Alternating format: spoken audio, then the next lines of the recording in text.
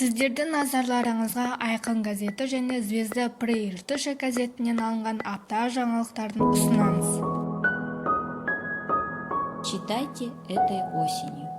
В областной библиотеке имени Султана Махмуда Турайгырова произошла презентация 3 книг павлодарских писателя, поэта и журналиста. Новые издания вышли в свет по проекту «Иртыспен Тобыл арасы» между Иртышом и Тоболом. Қазақстанда мүмкіндігі шектеулі азаматтарды қорғау саласы қайтадан реформаланбақ. Біраз жылдан бері Нұр Отан партиясы осы бағытта көптеген оңды өзгеріске ықпал еткені мәлім.